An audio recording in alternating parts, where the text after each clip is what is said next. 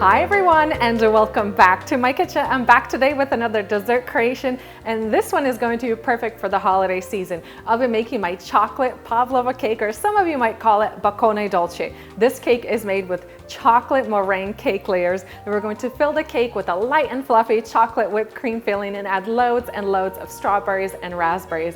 And let me tell you guys, every single bite of this cake is like pure heaven. I love that intense chocolate flavor combined with the fruitiness you get from the berries. It's just the perfect cake for the holiday season. I'm going to start things off with my meringue. Now, the trick to making perfect meringue and getting those egg whites to really hold their shape is to make sure that your mixing bowl is squeaky clean. You don't want to have any oil residue inside the bowl or on your whisk attachment. Now, to do that, just wash the bowl and the whisk with some degreasing soap, maybe even some vinegar, to try to get off all the oil residue that may be left on from a different recipe. Into my mixer bowl, I'm going to add in 9 large egg whites. And I'm also going to sprinkle in 1 teaspoon of cream of tartar, and this is going to help stabilize those egg whites. Then I'm going to turn my mixer on and keep it at about a medium speed and gradually add in 2 cups of white granulated sugar.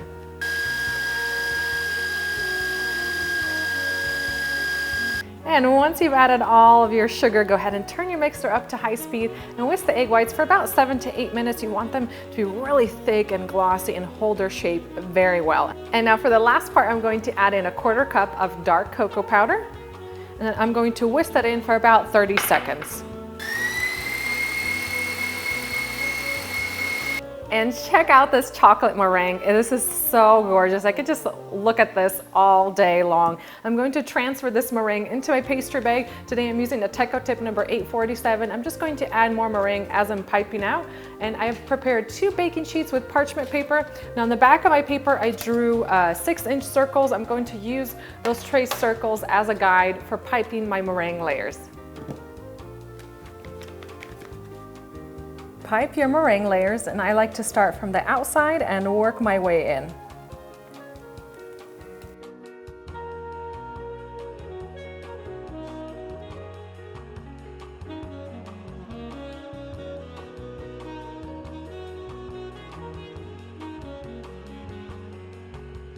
And with my remaining chocolate meringue, I'm going to pipe little dollops that I'm going to use for garnishing the top.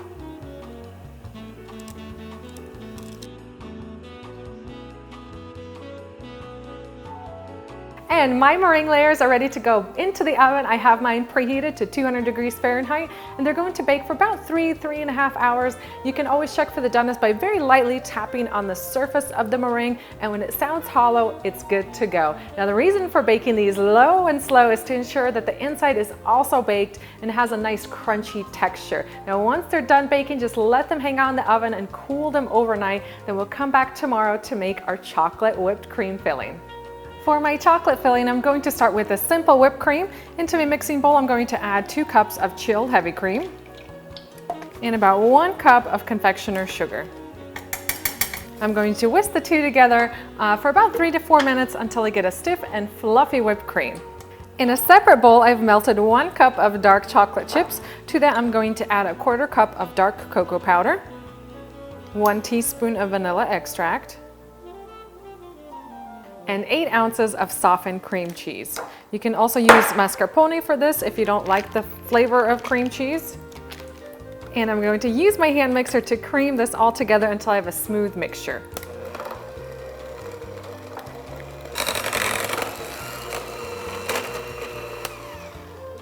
And then add this chocolate mixture to the whipped cream. And then mix this all together for a couple minutes until you have a fluffy cream.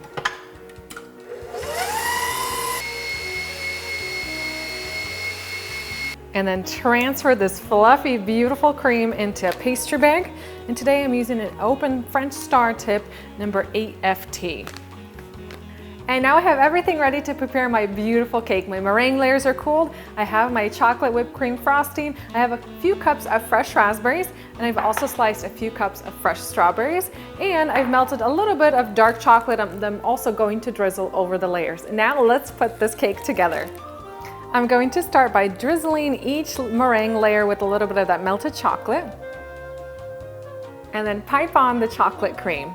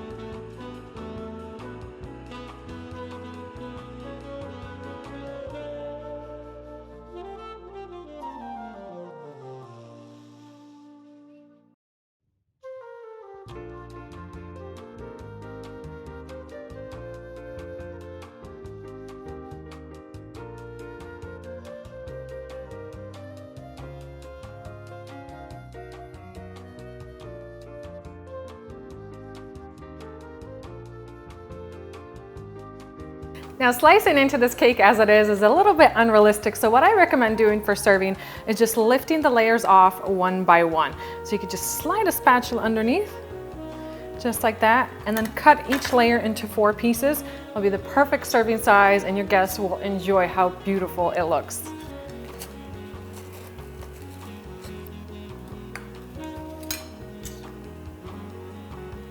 Isn't this chocolate pavlova cake simply stunning? I love how those stacked layers of the meringue with the whipped cream and the berries look together. It's a truly show-stopping dessert. Now, if you're making this cake at home, I recommend keeping the meringue layers and the whipped cream separate until about 30 minutes up to an hour before you're ready to serve. Because what happens is that whipped cream can make those meringue layers soggy and it kind of changes the texture of the cake.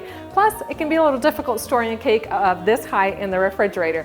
Time to dig in and enjoy this, and I love that crunchy texture to combine with that light and fluffy cream. I'm going to get myself a little bit of everything, and I love to have some extra berries on the side as well.